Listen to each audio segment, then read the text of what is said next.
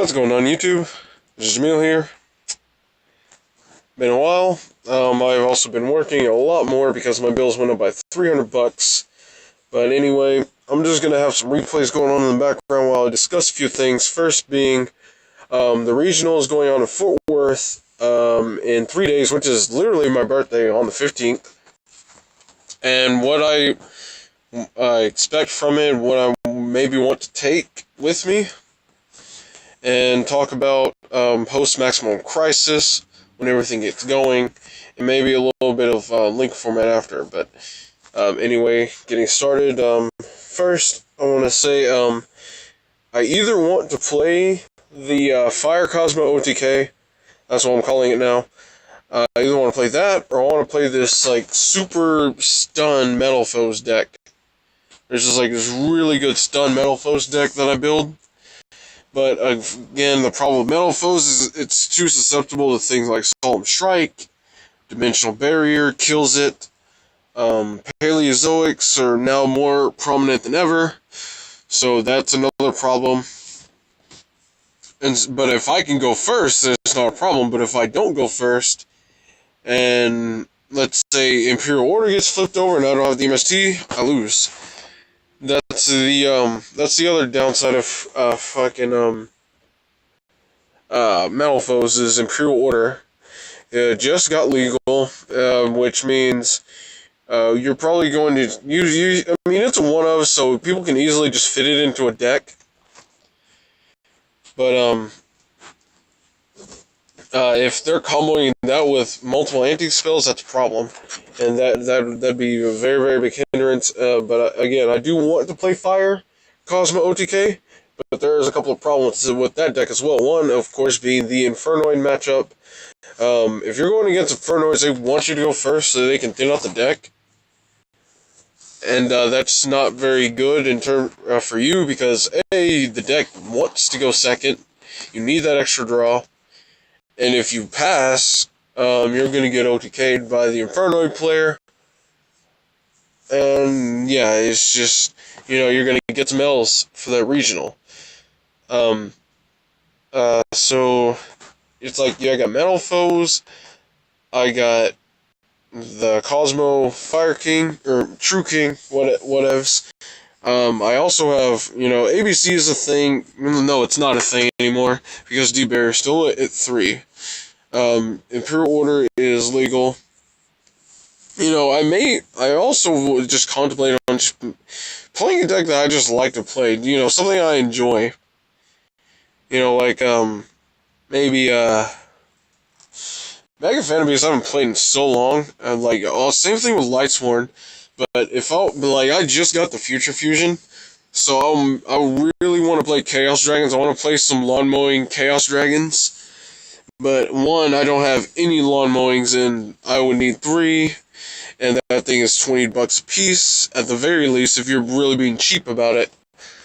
2, I don't know where my Light Pulsar Dragons and Dark Flares went, but they're just gone. They disappeared somewhere. And even if I were to have all those, I would still need a few extra deck cards. One being Ciphering Lord Omega, which is super expensive still, and I don't have one. Never did, because again, it's always been expensive. Never needed it. And also Minerva. Minerva is another one. But there is a reprinted else from Minerva, which is good. But, that's obviously, quite some time away. So, that's a no for that. Anyway, as you're seeing these Nekroz just dominate and wreck shop, I'm telling you, man, post-link summoning format Nekroz are just gonna with the Shino Birds. You see them in combination with the Shino Birds. Now, let's see. I know I got some things over here. Let's see, yeah. This right here, I got some, this is like some old school Legends Paleozoics with some old school frogs. I'm talking poison draw frogs and sea lancers and all that mess. You're drawing cards. You're just. It's great. I mean, this is something else I wanted to build. I wanted to build Paleozoics like old school with some sea lancers and poison draw frogs. Kicking back a notch, kicking back a style or two. Sea lancers with 3 poison draw frogs equipped is still very good. You draw 3 cards. Like, you don't lose. You just constantly have advantage. Now, granted, lawn mowing, should be all the advantage you need, but again, it's a 60-card deck. And you're stacking your deck full of traps. So there's no real way to thin a lawn mowing variant of Paleozoic, if that makes any sense. Now, I honestly don't have enough experience in the Paleozoic deck. I mean, all I know is, what to do when going against it. I just don't know the plays to make. I just typically like to make, Opabina and just search, the trade-in of the deck. Just so I can get access to more frogs and maybe access Sea Lancer and all that other good stuff. I don't know why he decided to activate that level 2, considering it matches everything else in the deck. Now, if you would have played something else, I wouldn't have negated, but there's that Sea Lancer. And Shrito's going to go ahead and summon Swap Frog. And hopefully I can get that last Poison Draw Frog. There you go, we got it banished. So now I got all 3 equipped. Not to mention there's still a few techs in this deck that you probably haven't seen. One of them being Spiritual Water Art. It's a normal trap card, so you can chain it off the... you can use the Paleozoics right off of them, so that works. But for those who don't know what Spiritual Water Art does, you tribute a water monster, including the Paleozoics, because they're water as well. And you can literally look at your opponent's hand and select a card from it and send it to the graveyard. Now that's powerful for multiple reasons. 1, if you go first, you know what your opponent's playing. 2, you can snatch the best card out of your opponent's hand. 3, it's a normal trap. You can chain a Paleozoic to it. It's just too good. Look at that. First turn Darklaw Vanity's Fiend. I love BA's decks that can just stun. Stun BA has always been the way to go. With triple Vanity's Fiend and Darklaws and Solemn Strikes. Shit like that. That's how the deck was meant to be played. Kinda. How did I come back here? I guess I'll find out. It's been a while. Okay, I farfed that. I probably snatched, I probably F-zeroed. No, I didn't. Oh, he has less life points than I do. That's why.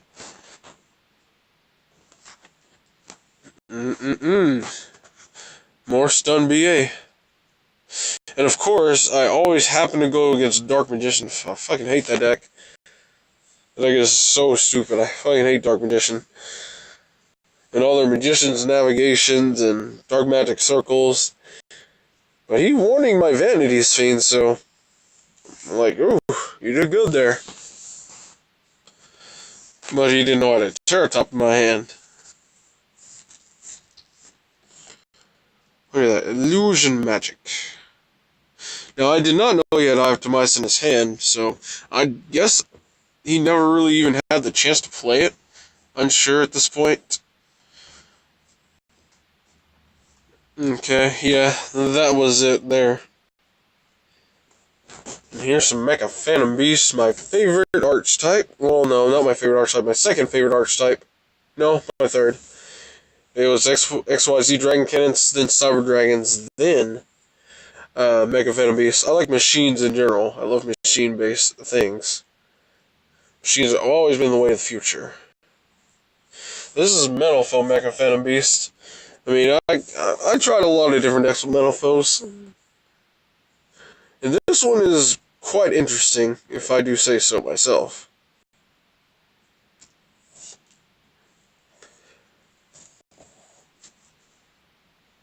Because all you're doing is spawning tokens and you can pop them for effects.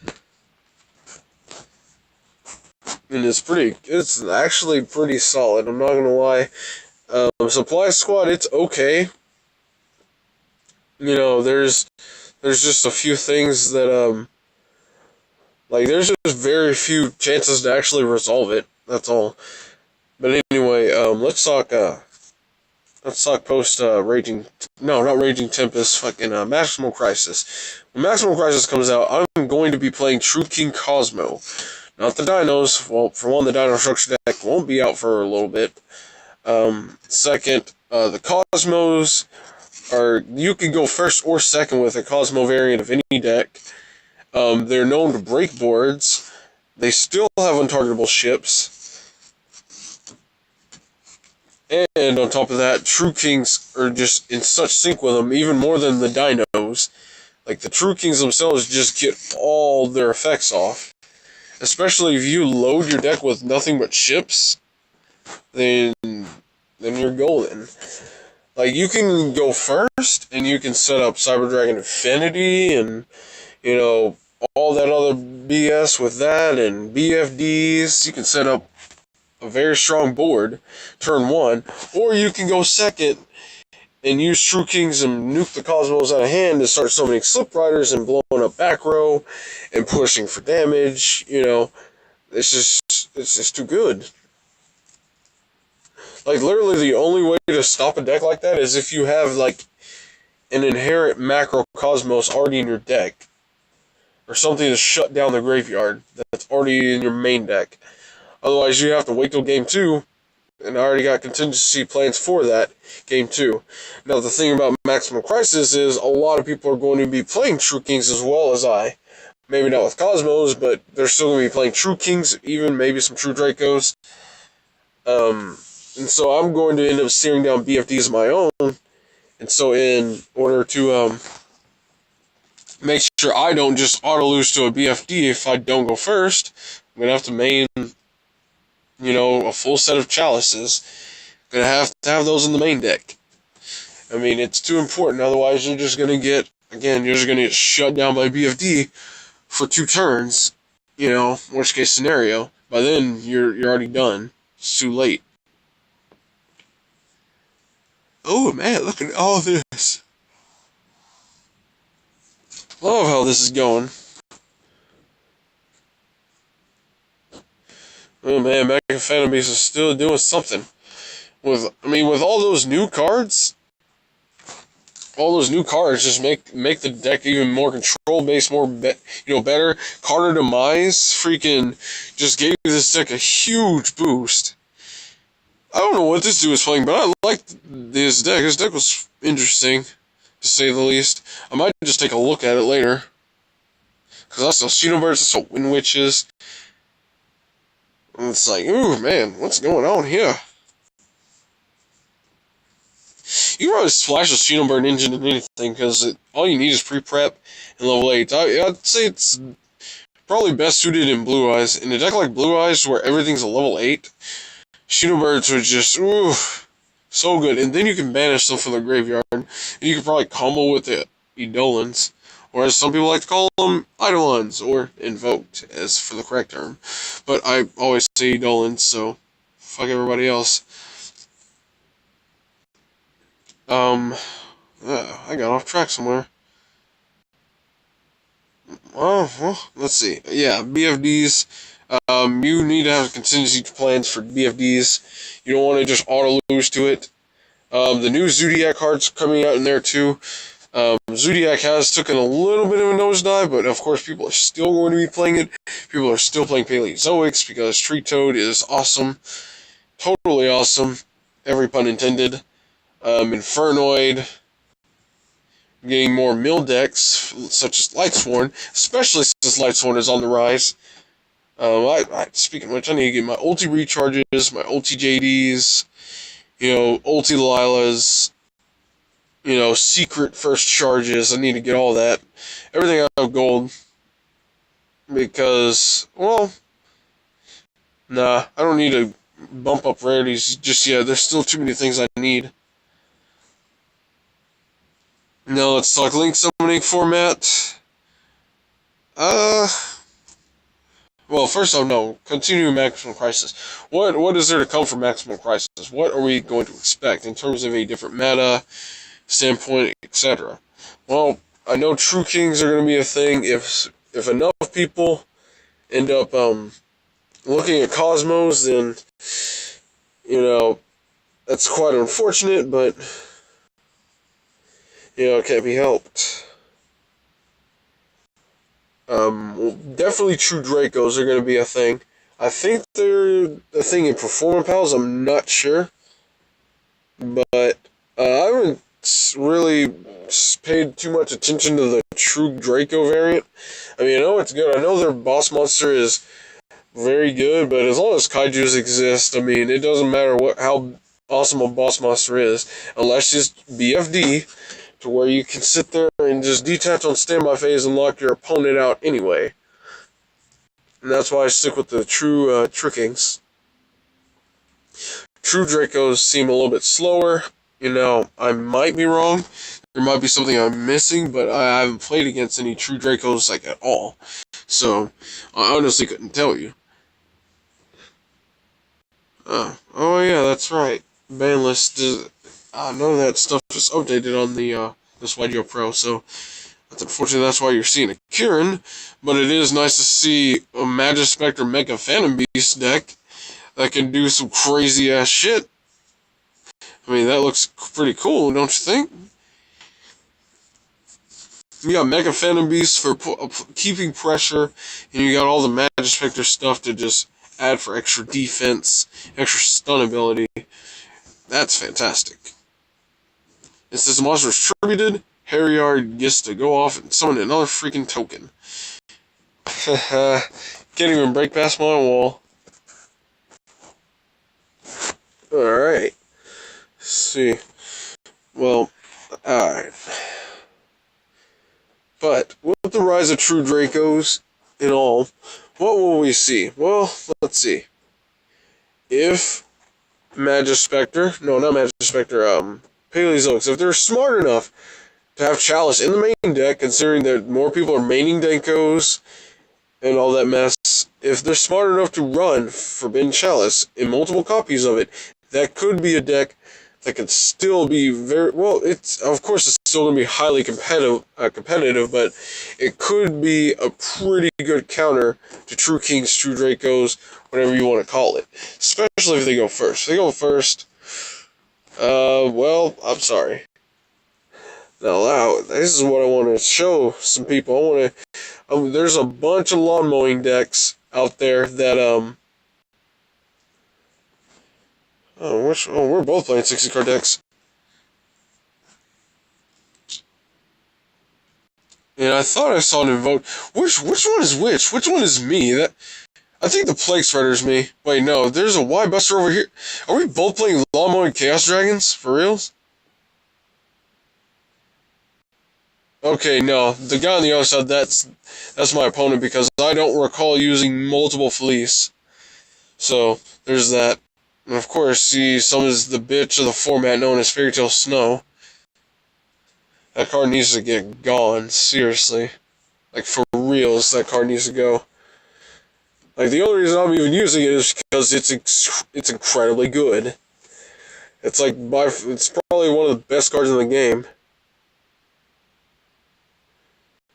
Well, there's a JD. Nope, I think the other guy's me. Yeah, the other guy's me. Because there's an Edgem Scissors in there. And I ended up dark flaring. Yeah, I snowed his, because I don't think, no, they don't use Durandal. No one uses Durandal. I'm the only one who uses Durandal. So yeah, that one was me. And here's some good old freaking, oh my gosh, I haven't seen Sylvans in such a long time. But I want to play this variant when the Predaplant engine, the true engine, comes out. I'm talking Scorpio and Darling Cobra. Those are the only ones that matter, because you search for fusion spells.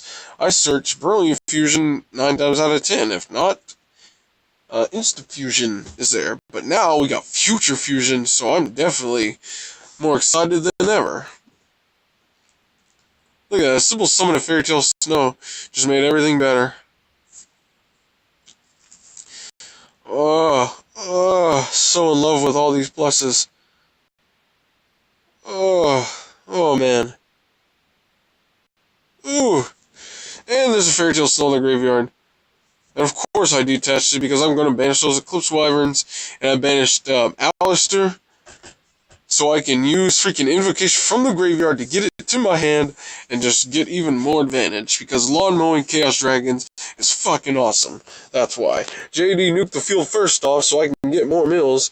And banished for Random D, some Lap Pulsar, some Lap Pulsar, Plague Spreader, Void Ogre, oh, never mind. No Void Ogre. Damn, I thought I knew everything.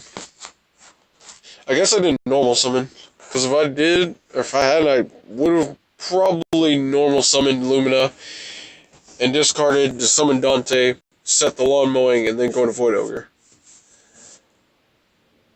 Look at that.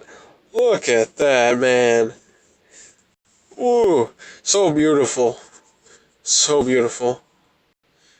And then I can play Invocation, banish an Eclipse Wyvern, summon Merkaba, and then, on top of that, get a banished dragon to hand. Wait, nope, I summoned Snow, so I get him anyway.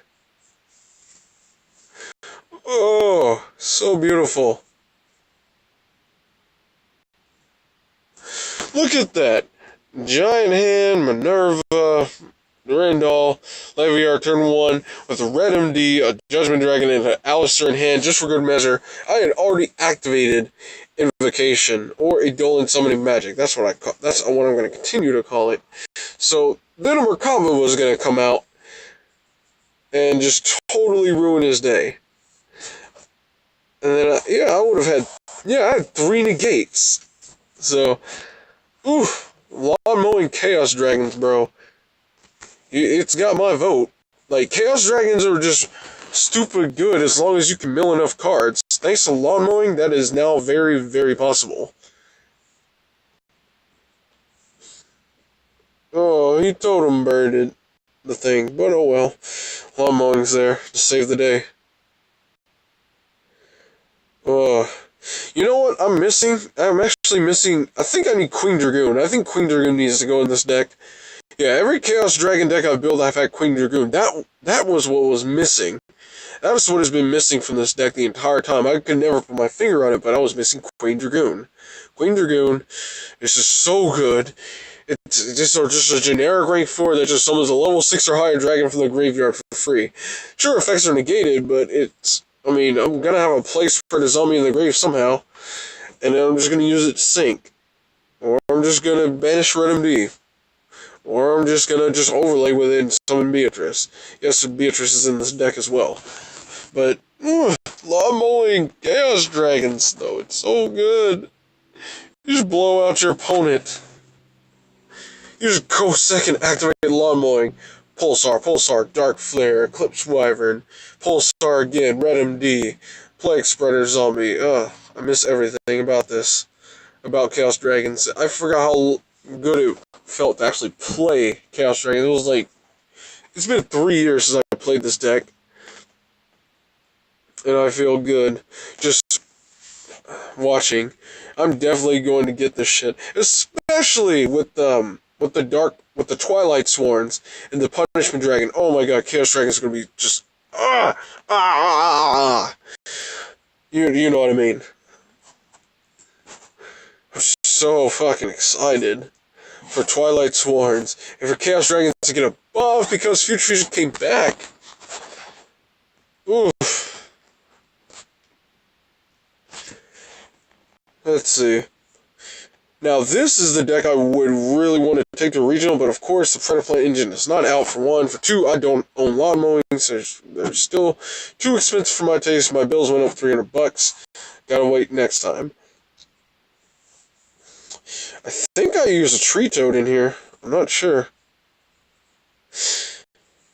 But here's something I'm wondering. Why is Minerva $1,300? Or why was it previously? See, I thought it was $1,300 because I thought it was just a freaking insane card that you can use multiple times as long as you have the monsters to keep summoning it. I was under the impression that you can summon Minerva, special 2 more level 4, summon another Minerva, mill some more, and summon a third Minerva in the same turn and mill some more cards. That's why I thought it was $1,300, because I thought that there was no limit to how many times you can just summon her and mill. I thought you could keep milling as long as you could keep summoning her. Nope, you can only use that effect once per turn. And so I'm scratching my head like, why is this $1,300? Yes, it's still a playable card, but, you know, I thought it was $1,300 because it was busted, but it's not busted. Oh, man. That's some pressure going right there. This guy right here is playing a fucking lawn mowing Cyber Dragon deck. And yeah, I lost to it, but it felt good. Now this is when I got the idea to play a lawn mowing deck of my own. I decided to play lawn mowing Cyber Dragons just to test it out, because Chimera Tech Overdragon can be easily summoned by Overload Fusion, and if we don't forget, Overload Fusion is a fusion card. So if you sit there and activate lawn mowing and you do what I just did, mill like 30 fucking cards, and you play Overload Fusion, you win the game. Essentially. If you don't get hit by like a Mirror Force or something, then you should be good to go, in theory. And, of course, I'm using the AVC engine, or the pieces, because machines. Because why not? I have space. It's a 60 fucking card deck. And, of course, every lawn mowing deck I've used has the Predaplane engine, which means it's going to have Dante to mill. Because why are you playing a 60 card deck if you're not playing anything to mill, right? Now, Link Summoning format is going to be even crazier with the rise of Lightsworns, with the rise of Necros, with the rise of Subterrors, which I clearly called this shit. I called that Subterrors were going up because they were going to be unaffected by Link format for one, on an inadvertently slower format. They're going to be unaffected. Everything, they're still getting support, and everything about the deck is super high rarity. It's all ultra or above. Hidden Cities, I sold my 2 a while ago. I forgot what I was trying to get my hands on, but my guess is I still have it. Because generally, if it's something that important where I get my hands on, in exchange for, a card where I know it's going to go up in value, then I'm probably keeping it. Look at that Garcelle Prison, bro. Let me tell you something, guys. If you can't afford D-Berry and you can Ritual Summon, Fusion Summon, or Tribute Summon, then you should play this card. I play this in Metal Foes to lock out my opponent. It's essentially a D-Berry that's a little bit better, actually, because the opposing player, or the monster you declared, also cannot attack.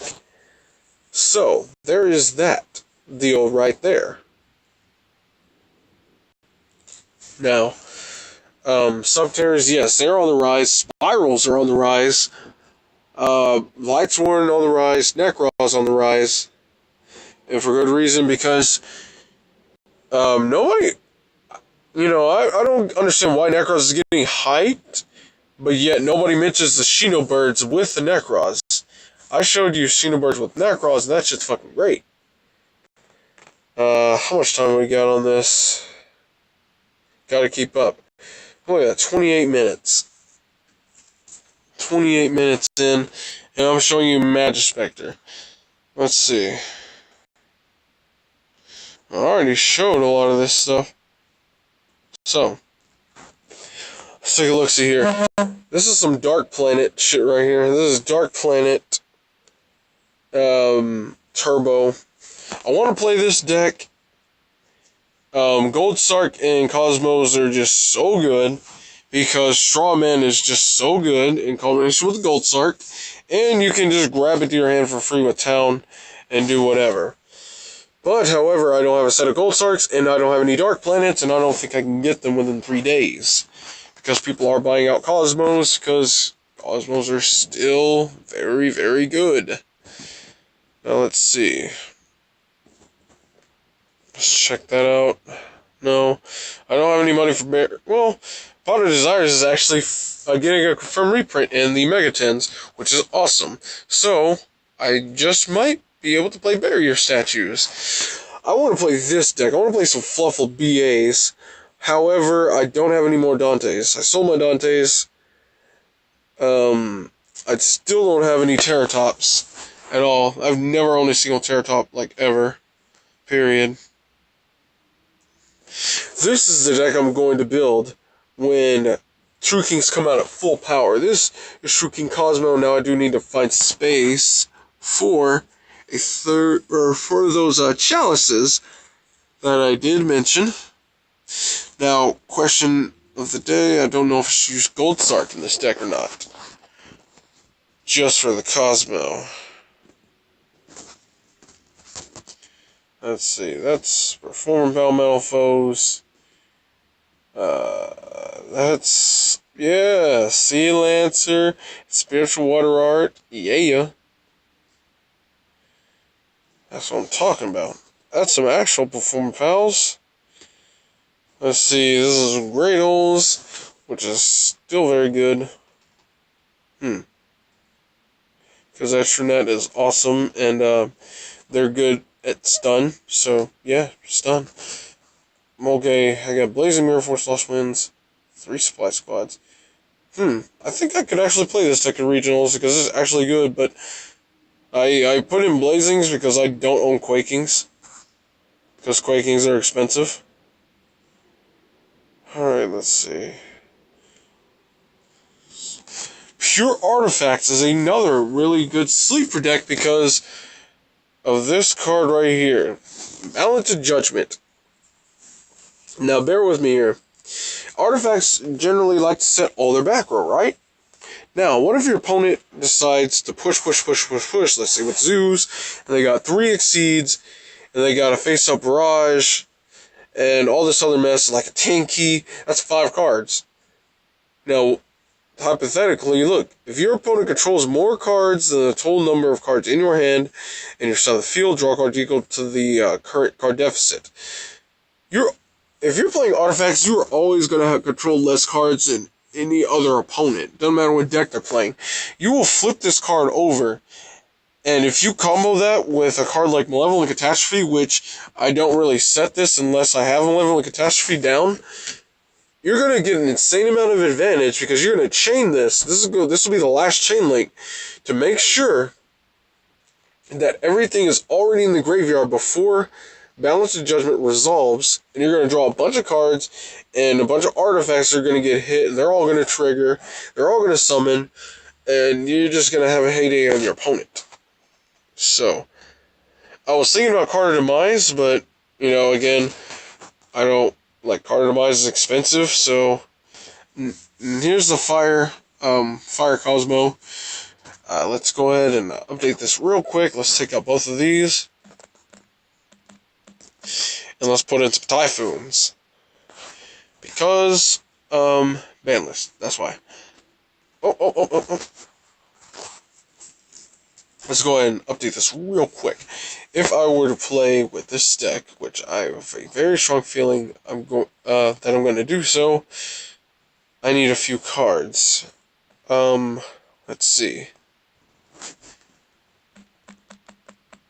I need anti-traps. That's the big one. Anti-traps for Paleozoics. I need Paleozoics to be shut down.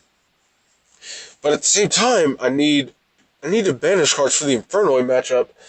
Like, I would love to use cards like Necro Valley, but you know that hurts my deck.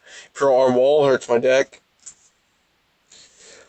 I would really want to get my hands on Different Dimension Ground, but it's incredibly hard to get a hold of that. Very hard to get a hold of Different Dimension Ground, for obvious reasons. Let's see. Paleozoic. I will have Decrease. Decree will be my go-to. Generally, this deck doesn't struggle against Paleozoics because Ships and Slip Rider. But, you know, lately, you know, it's been a rough ride. Let's see, that's 12 cards. Still think Chain Disappearance would actually be good. Yeah, let's try that. Let's try some Chain Disappearances. But I don't own any, but I can easily get my hands on some. So, I guess it's a moot point. There's my Nekroz that I would love to play, but I can't. One Witch Dolan Artifact. What else? Well, I hope you guys enjoyed a little bit of this. I mean, apologies, this is a bit of a longer discussion, but let me know what you guys think, and I'll talk to you later.